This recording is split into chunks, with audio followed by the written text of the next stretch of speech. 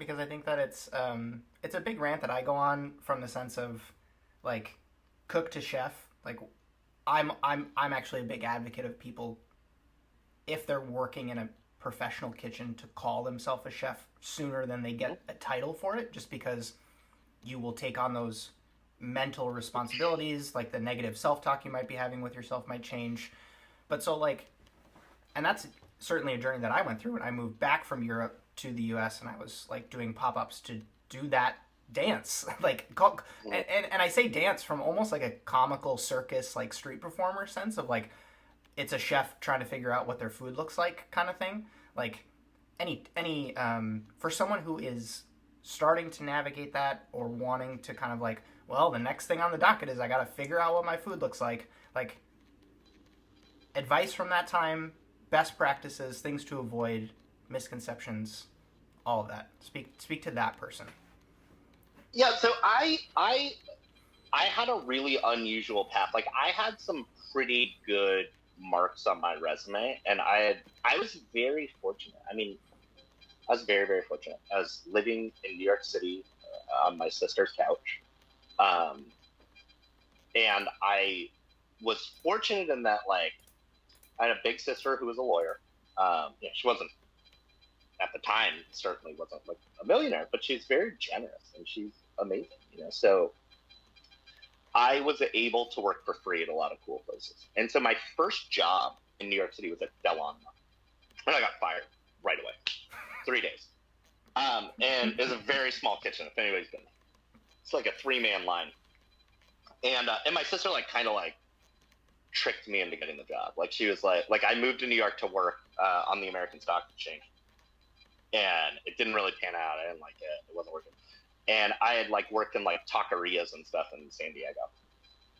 So she was like, you should work in restaurants in New York City, And I was like, kind of like, I've been there, done that, been a chef already. And so we went to Del Anima, and they had like a friend whose cousin was the pastry chef, So I was eating dinner there, and I was like, it was an open kitchen. I was like, oh, I'm not like, and she called the manager. She's like, oh, my brother's a chef. He's in town from San Diego. So they're like, oh, we would love to have him come in. And so then I was like, and I was never the type to be like, oh, I'm scared, I'm not going to do this. I was like, yeah, no, whatever. What's the worst that can happen? Yeah. Yeah. But like inside, I was, of course, I was terrified. Sure. I was 22. So I worked on my third day. And so I came from San Diego, like taquerias and like concert halls. Like prep was in bags and you put it in, I don't like, I wouldn't say a step above Chili's. I'd say like a sidestep from Chili's, so I knew like mechanically how to turn on a range and put a saute pan on it and put food in there.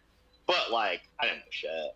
And so in the crush, the chef de cuisine at that time was named Chris Frazier, and he was about 11 feet tall, crooked glasses, sweaty, and he would like grab you. It's like he like never wore a chef's coat. He wore like a dishwasher shirt, crooked, tape all over him, and like unbelievably talented chef. Like from that restaurant group, when people like Gabe Thompson, who was the executive chef and quite a mentor to me, and did a lot to help me.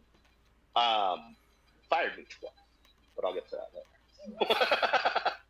But he always talks about like, he'd be like, oh, Marcus Samuels. I was at a party and Marcus Samuelson was like, oh, I ate at L'Artusi, and that dish you did with the rabbit, and he'd be like, yeah, that was Frazier's dish. It's like everything that like a big chef's like, that dish was amazing. Like that was Chris Frazier. Chris Frazier is just a crazy man. And one night in the middle of, he looks at me, he's like, Steven, go get me fennel. And I was like, yes, chef. What's fennel? And he's like, fuck! In the middle of the restaurant. Screams fuck, throws the pan down, like food hits the ceiling, he storms off. And then like, I'm like, what do I do? And he comes up like with fronds on it and everything, goes, this is fucking fennel! In the middle of like a restaurant on 6th Ave. So Gabe, at right about the closing gate's like, sit down, let's send you some food. And he comes over and says, so this isn't really working, but he was very nice to me. He was very nice to me. He gave me a lot of guidance, and he walked me to another restaurant and got me a job there. And I just put away their orders and cleaned up and did that type of stuff, which was good. It was a lot of product knowledge. Then they opened a restaurant called L'Artusi on West 10th Street, and he invited me back, and I became part of the opening staff for that, and it was great.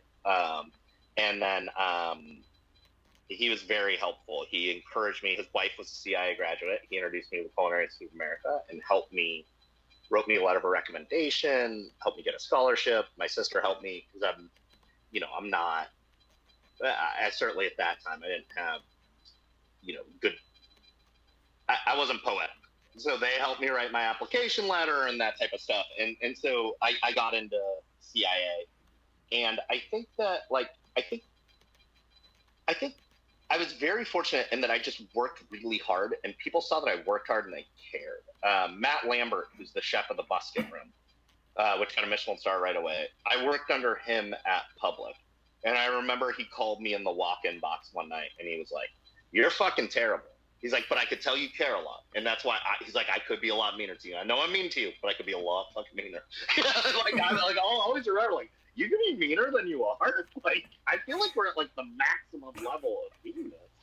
And he's like, "No, Sure. But I went to Brad, the chef of a Michelin star restaurant, and I said, I just finished an externship at Alinea. It's a 3 Michelin star restaurant. I never worked the hotline. They're not really a hotline. My concern is I'm going to finish culinary school. People are going to see Alinea on my resume. They're going to expect that I'm at some level, and I'm going to go down like a sack of fucking potatoes on the hotline." And Brad looked at me and he said, "You realize you're asking to sink my kitchen?" I said, "Yes, chef." And he goes, "All right, fuck it, let's see." And he put me on hot appetizers, and I did not disappoint. I went down so many times. There was a fryer on my station. This is how inexperienced I was after working in a 3 Michelin star restaurant with a culinary degree from the Culinary Institute of America.